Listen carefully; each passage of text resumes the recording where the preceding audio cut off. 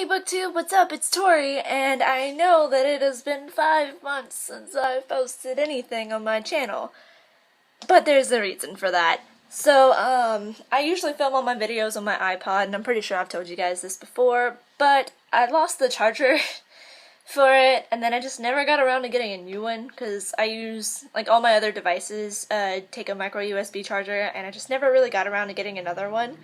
But a good friend of mine let me borrow her extra charger, and I decided to go ahead and make this video for you guys. And I'm going to be doing my TBR list for BookTube-A-Thon 2017 and Summer Biannual Bibliothon 2017 combined into one video because they're in the same week, and all 7 of the books that I have fit both read-a-thons challenges. So without further ado, Lego. So the first book that I have is going to be used for the group challenge of Biannual Bibliothon, as well as the character that is very different from you, and the book that you got as a cover by, and that is The Flame in the Mist by read-a-thons. For those of you who have seen the videos already, this is going to be the group challenge, the group read challenge for Biannual Bibliothon this year, and I picked a character that is very different from you because the main character of this is the daughter of a samurai who is going to be meeting her fiancé for an arranged marriage, and I'm a college booktuber, so I think that's very different from my lifestyle. And then I also put this one as my cover by because look at this cover. It's so pretty. And I got it because of the cover. I didn't even know what it was about, and then I bought it, and then found out that it was going to be the group read for Biannual Bibliothon, and was like, hey, look, I can use it now. So I figured, what better time to read it than, whenever everybody else participating in that read-a-thon will be reading it too. And then it worked out perfectly for a couple of BookTube-A-Thon challenges. The second book that I have on my TBR list covers the book that you have to finish in a day from BookTube-A-Thon, as well as the book-to-movie adaptation that you have to first read and then watch the movie after. And, oh, excuse me, for this I picked The Giver by Lewis Lowry. Sorry, you can't see it very well. There we go. The Giver by Lewis Lowry. This is a classic. I mean, a lot of schools, it's a required list in a lot of school lists around here. Oddly enough, though, I never had to read it, and decided what better time to start than now. I mean, it's only 225 pages, and it's pretty small, and I think reading it during BookTube-A-Thon will be a good chance to actually get to it, because I want to start reading more classics anyway, so I figured this is a great opportunity for it. The next book takes care of the challenge for a book with a person on the cover, and that is Every Day by David Levithan. Seems like there are people. This is also a book that I've been wanting to read for a very long time, but it may not be the book that I use for this challenge, because since Anna and I have our book club, the Readerland Rebels on Goodreads, this month we are reading My Lady Jane by, let me grab the book, that might be helpful. My Lady Jane by Cynthia Hand, Brody Ashton, and Jody Meadows. If I do not finish this book before BookTube-A-Thon starts, this will be my book with a person on the cover.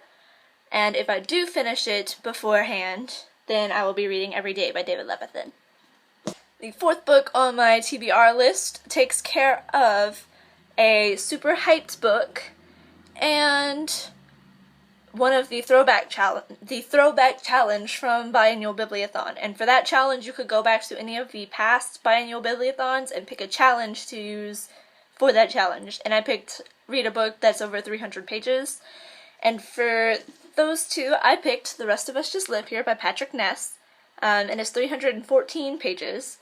And it is also very hyped. Like, I've heard so many good things about how phenomenal this book is and how great of an author Patrick Ness is, and his writing style I hear is wonderful, and I'm so excited to be able to read this. And I recently got it from a book outlet, like, maybe a couple weeks ago, and then this presented itself as the perfect time to go ahead and read it.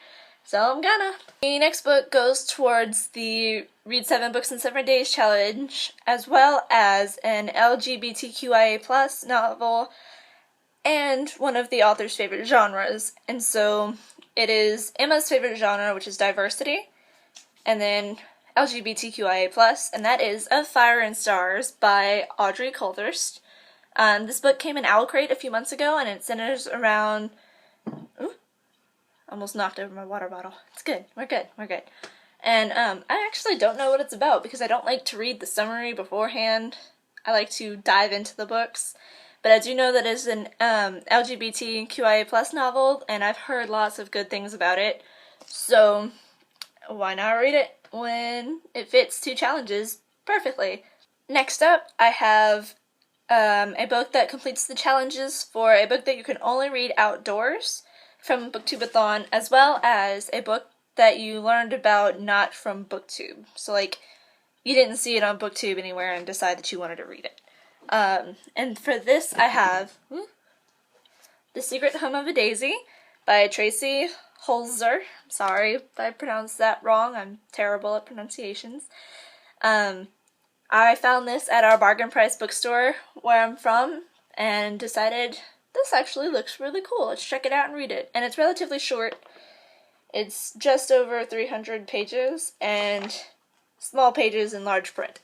So it shouldn't take me that long, and then depending on the weather, I should be able to read it outside. If not on my patio, then in the breezeway to my apartment. One way or another, it's gonna get right outside. So I got this. I can do it. Finally, the 7th and last book on my TBR list I actually do not own a copy of, but it takes care of the challenges of, well, the challenge of to read a book that either has been or still currently is on the banned books list. And for that, I'm going to read Looking for Alaska by John Green. I've actually not read this one, and I've only read The Fault in Our Stars and Paper Towns, both of which I really liked. But I figured since it's on the majority of the list, and I think it's still on the most current one, the 2015-16 one, that I would go ahead and read it since I hadn't yet. And I'm either going to borrow it from my good friend Catherine, or I'm going to just borrow the library's ebook version of it, so that way I can read it for BookTube-A-Thon and Biannual Bibliothon. And here's my TBR list for the 2 readathons that are coming up in the next 2 weeks, I believe. Well, all of them except for Looking for Alaska. So with these, that therefore completes the challenge of having 7 books to read for 7 days. Now hopefully I can actually do it this year. Doubt it. The most I've ever gotten was 5.5. And that was barely. And since I've got a whole bunch of stuff to do during the week of both of these readathons, we'll see how much actually gets read. And also, for those of you who don't know, which you should know, they are doing a giveaway for a big box of books from Penguin Platform for anyone who is filming their TBR videos for BookTube-A-Thon. The instructions to enter are in the BookTube-A-Thon 2017 Challenges video. It's both in it and then in the description of the video. So please go check that out if you haven't already. And I wish you all a happy readathon. Or, I wish you all happy readathons, since we have 2 of them. And let me know what you guys are planning to read for BookTube-A-Thon and Biannual Bibliothon in the comments below. Please like and subscribe to my channel. And I will see you guys next time I make a video, which hopefully won't be another 5 months. Hopefully it'll be very soon, especially during the readathons when they do video challenges. I want to try to do those again this year, because those are super fun. So, alright, thank you guys so much for watching, and I'll see you guys next time. Bye!